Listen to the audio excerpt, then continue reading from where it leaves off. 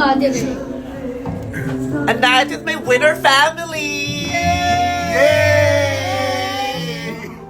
Thank you, sis. My loves. Thank you so much. Christmas party kaming apat.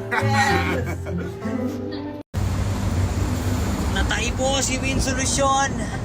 Kaya lang kami nagpasundo. Tinitiis namin yung amoy niya. Kaya sa lahat ng mga nakakakilala sa kanya, hey! Woo! Hindi ka nakawa sa amin, pare!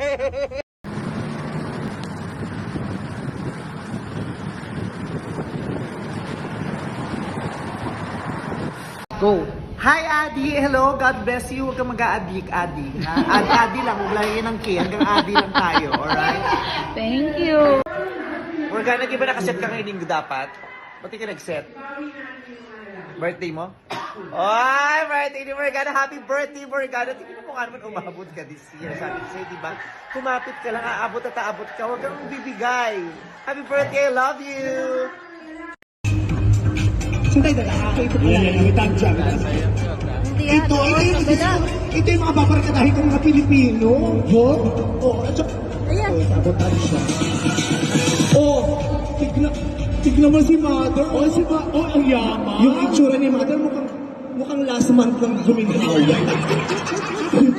Kakahon lang. Diba? Pero ito ang mga babarkadahin ko. Talaga? Yung itsura ni Mother mukhang mabait sa bakla. Ha? Totoo? Oo, mabait. Mother, nice to meet you.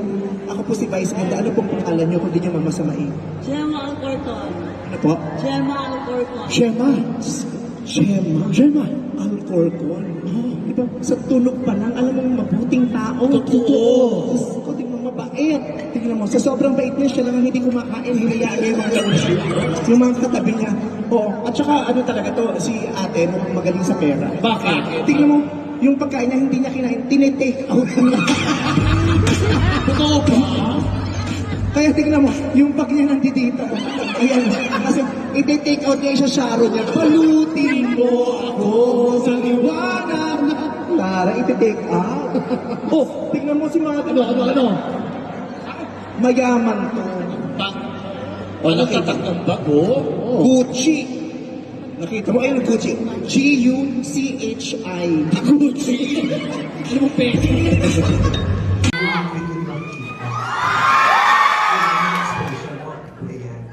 What's up, other people? Magandang gabi sa inyong lahat. Ha? Ay, mga ulitin dito.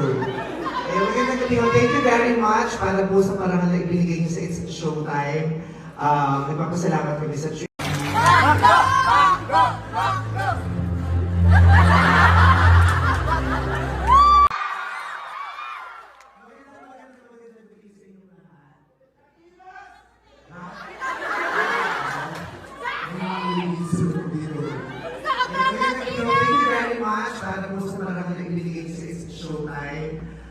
Nagpapasalamat kami sa Trinity, University of Asia, 10th Latin Stallion.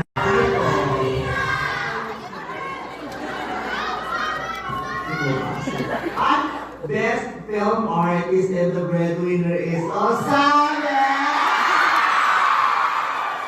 Ano po ba parang Best Actor ba ito? Ayan, kasi nabasa ko merong Best Film Actress category. Tapos siyempre iba nanalo doon. Tapos napanood ko daw, Best Film Artist. Sabi ko parang, I appreciate na parang they are being sensitive, not to misgender their award.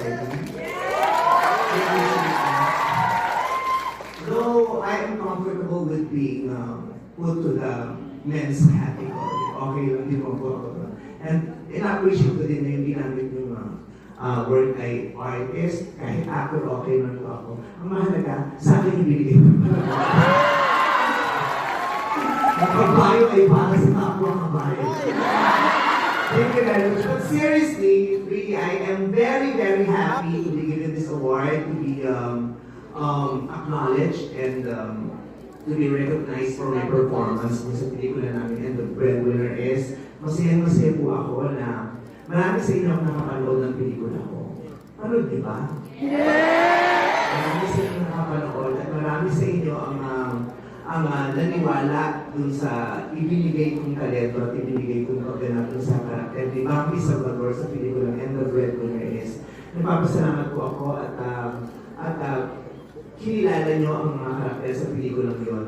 At ang pinakamalaking bonus na namin talaga ay this movie was able to start a conversation about the real plight of the breadwinners, most particularly the OFW breadwinners. Dahil sa pelikula ito na naging kami ng segment sa showtime ng And the Breadwinner is, at araw-araw ay tinatalakay namin doon ang mga totoong pangyayari at totoong kondisyon sa buhay ng mga totoong bayani, ang mga OFW, ang mga breadwinners, lalo ang mga OFW. At sa pamamagitan ko ng pelikula nito ay naunawaan natin at mabigyan natin ng parangal at pagpupugay yung paghihirap at pagmamahal at sakripisyo ng lahat ng mga breadwinners natin.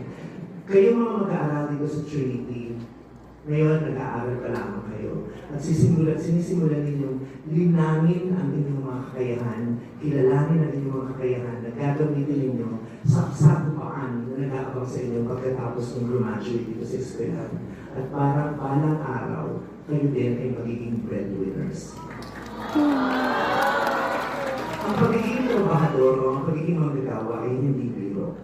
Napakahirap mong maging manggagawa, lalo-lalo na kung ikaw ay manggagawa na nagtataguyod ng buhay hindi lamang ng sarili mo, kundi ng buong pamilya mo. At alam kong lahat kayo nakakaunawa dyan dahil marami sa inyo, o baka kayo sa posisyon nyo ngayon bilang mga mag-aaral, ay sinusustentuhan at tinustusan kayo ng mga mahal ninyong breadwinners sa pamilya ninyo.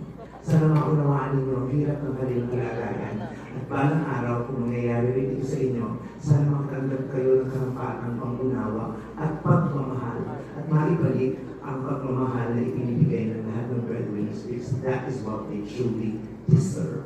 So sa lahat po na napanood ng pelikula namin, maraming salamat. And thank you so much for acknowledging my talent in this movie and the breadwinners.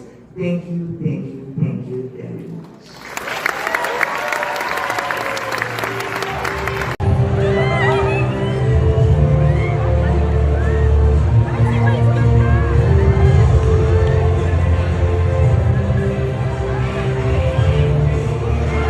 Nakakaloka, sobrang bilis ng pangyayari. Biglang pumasok si Miss Catherine, nakipag-play siya sa mga anak ko kasi kailangan makapag-socialize sila para makapag-work sila together ng mas maayos. And naloloka ako dito kay Zoe, hindi man lang siya tumahol kahit isang beses. And babe, pagdating naman dito kay Luningning, ay tuwang-tuwa talaga si Miss Catherine Bernardo sa kanya kasi sobrang bilis lang ng shoot nila. And totoo nga yung kasabihan na aamoy talaga ng mga dogs kapag mabuting tao talaga yung kaharap nila kasi kitang-kita nyo, pinanggigigilan, talagang nilalamutak ni Miss Catherine pero hindi sila nagagalit, as in sobrang chill lang sila. At etong bida-bidang Luningning na to, pag sinabi talagang turn around, ay turn around siya. Pag sinabi ni Miss Catherine, mag-high five, mag-high five yan, magle-lay down yan, mag-iikot-ikot yan, ay lahat ng talent ay pinakita niya talaga kay Miss Catherine. Kaya tignan nyo naman, grabe, tuwan-tuwa talaga si Miss Catherine, pinanggigilan talaga siya dahil sobrang bilis lang po talaga ng shoot nila. And sa pagkakaalam ko, laway conscious itong si Miss Catherine, pero tignan mo naman kung gaano kadami ang kiss niya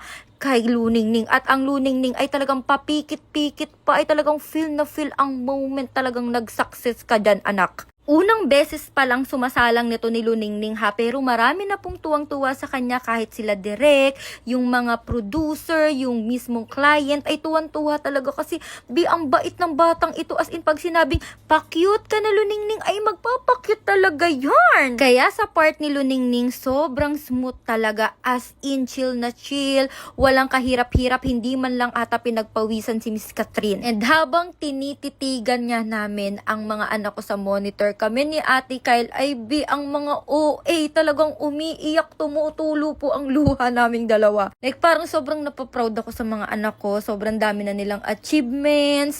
Ang gusto lang naman namin is makapag-share ng knowledge, experience, and happiness sa aming mga viewers. Pero hindi po namin ine-expect na dadating kami sa point na magkakaroon sila ng commercial with Miss Catherine Bernardo. Alam niyo yung feeling na yun, sobrang nakaka-proud bilang nanay. At sa mga magtataka, yes, commercial commercial pa lang po ni Luningning at ni Miss Catherine ang nire-release, wala pa po yung kay Zoe. Yes, nakahiwalay po yun. So kung gaano ka-smooth ang naging proseso dito kay Luningning, abangan nyo ang kahindik-hindik balahibong paghihirap dito kay malditang Zoe. Pero masasabi ko lang guys, sobrang bait ni Miss Catherine Bernardo, walang kaarte-arte, sobrang love niya yung mga babies ko, sobrang alaga niya, sobrang bait niya, at mas maganda siya sa personal. Abangan niyo ang susunod dating behind the scene yun. Lasa, nag-enjoy kayo. Bye-bye! Hala! Ayan na siya! Ano ba? Hindi ko makita. Oh, dito. Siya ba yan? Oh, thank you. Thank you so much. Well, enjoy the day. Thank you. All right?